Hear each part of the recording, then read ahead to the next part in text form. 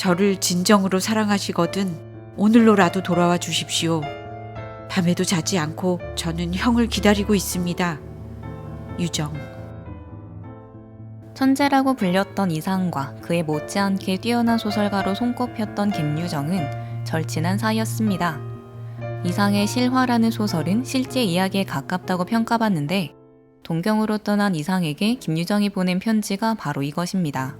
그러나 얼마 지나지 않아 김유정이 먼저 폐결핵으로 세상을 떠났고 이상 또 19일 뒤 같은 병으로 숨졌습니다. 김유정은 동백꽃과 봄봄과 같이 시골을 배경으로 한 청춘 남녀의 순박한 사랑 이야기로 유명한 작가입니다.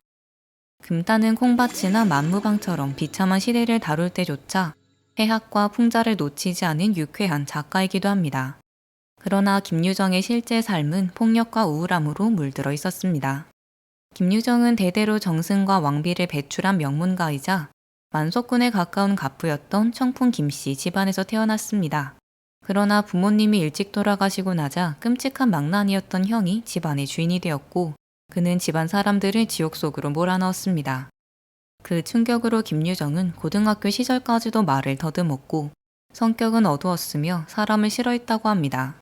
김유정은 자신의 비참했던 유년기를 생의 반려라는 자전적 소설에서 적나라하면서도 담담하게 풀어내고 있습니다.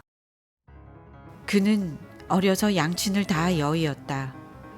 그리고 제풀로 돌아다니며 눈칫밥에 자라난 소년이었다. 그러면 그의 여민증도 여기에 뿌리를 박았을지도 모른다. 그에게는 형님이 한 분 있었다. 주색에 잠기어 밤낮을 모르고 남봉꾼이었다. 그리고 자기 일신을 위해선 10사람의 가족이 희생을 하라는 무지한 폭군이었다. 그는 술을 마시면 집안 세간을 부수고 도끼를 들고 기둥을 패었다. 그리고 가족들을 일일이 잡아가지고 폭행을 하였다. 비녀 쪽을 두 손으로 잡고 그 모가지를 밟고 서서는 머리를 뽑았다. 또는 시칼을 들고는 피에 달아나는 가족들을 죽인다고 쫓아서 행길까지 맨발로 나오기도 하였다. 김유정은 이렇게 폭력적이었던 형에게서 겨우 벗어난 뒤에는 누나에게 의탁하게 됩니다. 그러나 누나는 멀쩡할 때에는 김유정에게 살갑게 굴었으나 아무런 계기도 없이 갑작스레 태도를 돌변하여 그를 학대하곤 했습니다.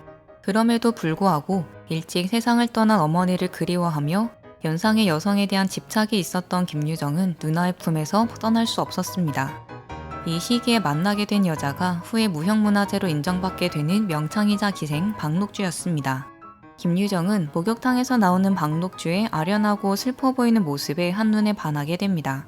김유정은 그의 공연을 찾아다니고 대기실까지 쫓아갔으며 연애 편지를 무수히 보냈습니다. 그러나 박록주가 받아주지 않자 자신의 피로 편지를 쓰고 살해 위협까지 서슴지 않았습니다. 결국 그는 연세대학교의 전신인 연희전문학교를 자퇴하고 고향인 춘천으로 내려갑니다. 그곳에서 김유정은 들병이, 즉 병에 담긴 술을 팔러 다니며 몸도같이 팔았던 여성들과 어울려 놀고 노름꾼들과 술을 마시고 금광에 손을 대며 방탕하게 생활합니다. 결국 폐결핵까지 걸려 몸져눕게 되자 친구였던 안회남이 소설 쓰기를 권했고 김유정은 1935년 27세의 신춘문예에 소나기가 당선되며 등단합니다. 김유정은 사실 대부분의 생활을 서울에서 했던 도시인입니다. 그의 농촌 작품은 대학을 자퇴하고 고향인 춘천 신례마을에 내려갔을 때 있었던 자신의 경험들과 그때 흥미롭게 들었던 소문들을 활용하여 만든 것이 많습니다. 금광에서의 경험을 통해 노다지나 금따는 콩밭과 같은 소설들을 써서 금광열풍과 일확천금의 눈이 먼 사람들의 어리석음을 그려내었고 들병이들과 어울려 지낸 경험을 소치나 총각과 맹꽁이 같은 작품으로 풀어내었습니다. 김유정은 이미 숨쉬기도 어려울 만큼 만신창이가 된 상태로 작가가 되었고 2년 동안 약 30여 편의 작품이나 쓸 만큼 창작혼을 불태웠습니다. 겨우 29의 나이로 병이 악화되어 죽을 때까지도 김유정은 결코 삶에 대한 의지를 놓지 않았습니다. 이상의 실화에는 김유정과의 마지막 만남을 이렇게 그리고 있습니다. 신념을 빼앗긴 것은 건강이 없어진 것처럼 죽음의 꼬임을 받기 마치 쉬운 경우더군요. 이상형, 형은 오늘이야 그것을 빼앗기셨습니까? 인제 겨우 오늘이야 겨우 인제 유정 유정만 싫다지 않으면 나는 오늘 밤으로 치러버리고 말 작정이었다. 한계 요물에게 부상해서 죽는 것이 아니라 27세를 일기로 하는 불후의 천재가 되기 위하여 죽는 것이다. 유정과 이상, 이 신성불가침의 찬란한 정사, 이 너무나 엄청난 거짓을 어떻게 다 주체를 할 작정인지.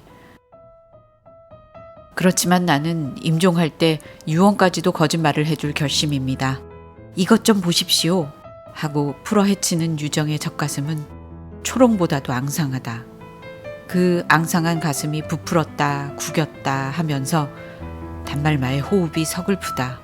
명일의 희망이 이글이글 끓습니다. 유정은 운다. 울 수 있는 외에 그는 온갖 표정을 다 망각하여 버렸기 때문이다. 유형, 저는 내일 아침차로 동경 가겠습니다. 또 배웁기 어려울걸요.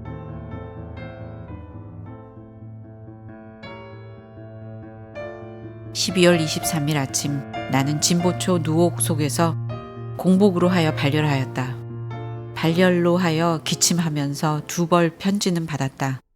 저를 진정으로 사랑하시거든 오늘로라도 돌아와 주십시오. 밤에도 자지 않고 저는 형을 기다리고 있습니다. 유정. 이상은 김유정과 함께 자살할 계획이었습니다.